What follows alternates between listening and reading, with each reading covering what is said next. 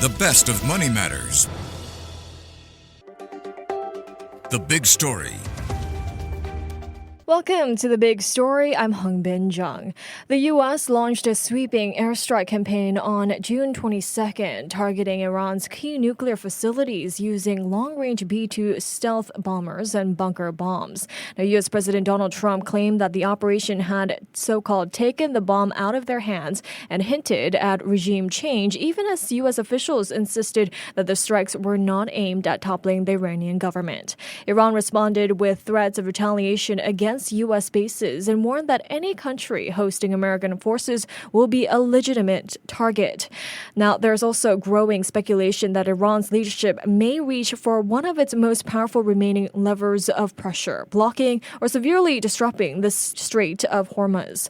Now, with the stakes mounting and regional war looming, how will the United States respond to Iran's escalating threats? Well, joining us today to share more is Professor Shahram Akbarzadeh, who's the director of the Middle East Studies Forum at Deakin University. Hi, Professor. Welcome to the show. Great to be here. Thanks for having me. Thank you so much for joining us. Well, Professor, the U.S. carried out airstrikes on three key Iranian nuclear facilities, Fordow, Natanz, and Isfahan on June 22nd. Now, the operation was dubbed as Midnight Hammer, which was designed to degrade Iran's nuclear weapons infrastructure.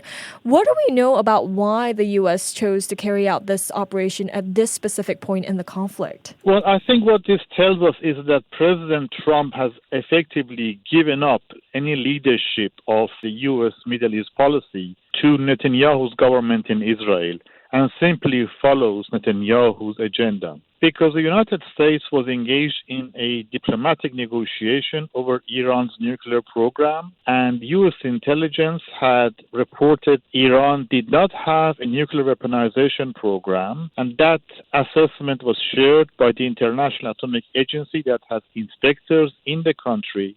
So the Israeli attack, more than 2 weeks ago now, really disrupted the negotiations over Iran's nuclear program. And with some hesitation, Trump has now simply followed the Israeli agenda and conducted its own attack on Iran.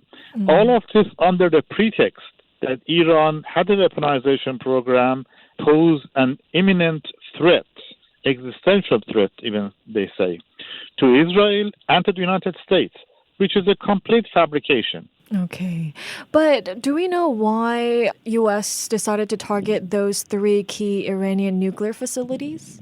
Well, they've chosen those three facilities because they are significant. They're very important for Iran's nuclear program. Especially Fordow facility is deep underground, and Israel had no ability to destroy it. Only the United States has the kind of bunker-busting bomb that can penetrate deep underground. So the expectation now is that with the United States military might, those nuclear facilities have been destroyed, which sets back Iran's nuclear program decades, probably. Okay. Well, overall then, what message do you think the U.S. was trying to convey with the scale and visibility of this strike? Do you think this was a preemptive move to degrade Iran's nuclear capability, or was it more of a show of force to deter further escalation?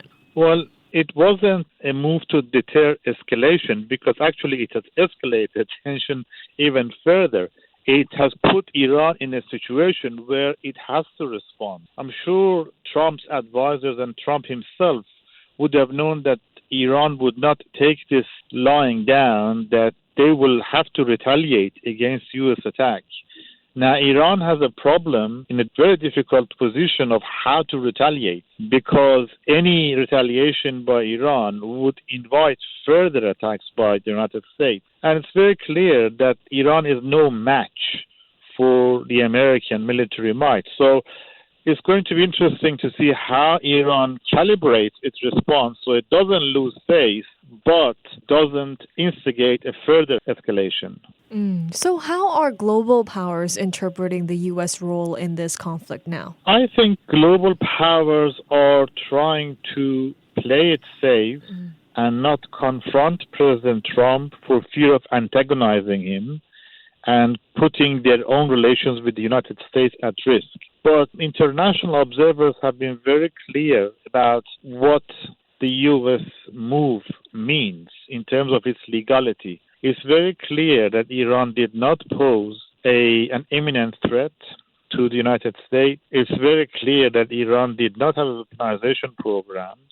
And this means that the U.S. attack on Iran cannot be justified as self-defense. Well, Trump claimed Iran's nuclear facilities had been so-called, quote, obliterated, but some Iranian officials have downplayed the impact of the strikes. So, Professor, how badly have U.S. strikes damaged Iran's nuclear facilities? What do we know so far? Well, we know that the damage has been extensive, but we don't have eyewitness accounts and we don't have official reports by the International Atomic Energy Agency that has inspectors on the ground. We haven't seen their reports as to the extent of the damage, but it's very clear that the damage is extensive. I've also seen reports that Iran has managed to remove its enriched uranium from Fordo base elsewhere to an unknown location. So they still maintain, they argue, that they still have their enriched uranium safe in undisclosed location. So we really don't know. But one thing is for sure, by setting back Iran's nuclear program, the United States cannot achieve a total victory over Iran.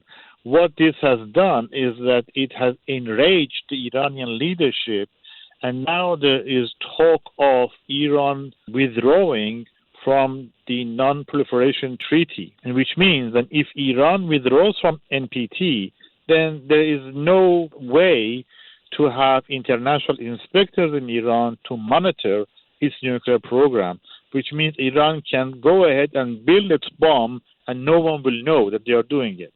Well, do you think the U.S. interference in the conflict just worsened the crisis in the Middle East? I mean, will this boil into a larger regional war, Professor? The U.S. involvement has definitely escalated tensions. The U.S. could have acted as an impartial arbitrator and tried to find a diplomatic solution to the Israeli-Iranian war.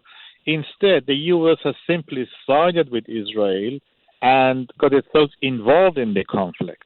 As a result, this has made U.S. assets in the Middle East potential targets of an Iranian attack or attack by various groups aligned with Iran. We know that Iran has proxies in Iraq, proxy groups in Iraq and elsewhere. We know that various groups are affiliated with Iran. We know that Houthis in Yemen have already indicated that they will attack the United States in the region. So the U.S. attack on Iran has seriously inflamed tensions and increased the whole regional security at risk. Well, Iran has lashed out at the U.S. for crossing, quote, a very big red line, and now it's threatening U.S. bases in response to strikes on nuclear sites. How credible is this threat, Professor? What would an attack on U.S. bases mean for the U.S.? Well, as I mentioned earlier, Iran has to walk a very fine line when it threatens U.S. assets in the region, because Iran doesn't want to further escalate tension with the United States. In fact, Iran doesn't really want to have the U.S. involved in the war. But at the same time, it cannot look weak. So it needs to find a way to save face. So in 2020, some 5 years ago now, when President Trump, in his first administration, assassinated General Qasem Soleimani, a commander of IRGC, while he was visiting Iraq. The Iranians calibrated their response by sending signals to the United States that they were going to attack an airbase in Iraq that housed U.S. forces. That way, the United States could remove its forces from the base or provide safety for them to take shelter before the Iranian attack. And Iran could hit the base and save face to say, well, we did retaliate and we hit the United States. So Iran would be trying to find some kind of a response that saves face, shows that Iran is responding to the U.S. attack, but not really inflicting too much damage that would require another U.S. response. Okay. Well, there's also speculation that Iran's leadership may reach for another way to pressure its enemies to relent, blocking or effectively closing the Strait of Hormuz, a key oil shipping route. Now, how vulnerable is the global energy supply chain now then? Well, closing the Strait of Hormuz has been a long-standing threat that Iran has used when it is in tension with the United States. The Strait of Hormuz is very significant for the global economy. 20% of fossil fuel goes through the Strait of Hormuz. So closing it would seriously hurt global economy and the United States. But closing the Strait of Hormuz also hurts Iran. That's why Iran has not actually acted on that threat so far. But Iran has the capacity to close the Strait of Hormuz. It's a very narrow strait, and it's possible for Iran to blockade it or sink a few ships in even to close it. Do you think Iran will risk that now? I don't think Iran will risk the closure of the Strait of Hormuz just yet. No, we have not reached that point. Okay. Well, some experts say that Iran is very likely to race for a nuclear bomb now, even if the current regime collapses and new leaders come in place. Professor, how likely is this scenario then? And if this were to happen, what are the potential consequences? Well, there are many voices in Iran, the Iranian parliament even, and advisors for the supreme leader who argue that all this talk of negotiation and not going for the nuclear bomb has only brought war and chaos to the country. And it is better for Iran to actually pursue the nuclear bomb. And by doing so, it will be treated like North Korea. It will be treated with respect. North Korea has developed a nuclear bomb, and the U.S. is not attacking North Korea. So those voices have become louder, and this is in the same vein as Iran withdrawing from NPT. I don't think that is a realistic option just yet. I think the Iranian leadership is still hopeful that there would be some kind of a diplomatic solution to the conflict, but it remains to be seen. Well, with, international concern now focused on fears that the unprecedented U.S. attacks might have deepened conflict in this volatile region, Professor, is there any room left for diplomatic talks? There is always room left for diplomatic talks. There is always room for diplomacy to resolve conflict and resolve tension. Iran has made it very clear explicitly on a number of occasions that they are happy to talk not with Israel, but with the United States. And but they've also made it clear that they won't be talking under fire. So they are requesting the cessation of hostilities, cessation of bombings before they can attend negotiations and talks. But this means that there is opportunity for various regional powers, European powers, to act as mediators and try and bring the two to table. Well, Iran has, threatened the U.S. and in response to those strikes on nuclear sites. But how soon do you see Iran retaliating? Well, I don't have a crystal ball. That's the $10 million question, really. Like I said earlier, Iran would not want to lose face. Iran would not want to look weak. So they will respond in some form. Yeah, we'll see. Yeah, we'll just have to see. But despite all its, blood-curdling threats here, is there a chance that Iran will refrain from confronting the U.S. in an all-out offensive at this stage? I think Iran's response will be very closely calibrated. It will be measured. It will be designed to hurt just enough to show that Iran can hurt the United States, but not big enough to cause another U.S. attack on Iran.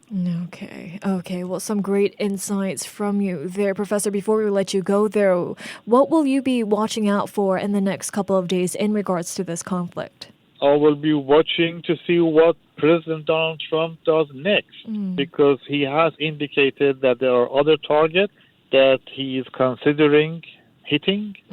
I'll be watching to see if Donald Trump carries through another attack, or whether he sits back and allows some breathing space for diplomacy to find a solution. All right. Well, thank you so much, Professor, for your time and your insights today. Thanks for having me. Thank you. That was Professor Shahram Akbarzadeh, who's the director of the Middle East Studies Forum at Deakin University. This has been The Big Story with me, Hongbin Jeong. To listen to more great interviews, download our podcasts at audio.sg or download the audio app. That's AWEDIO, audio at the App Store and Google Play.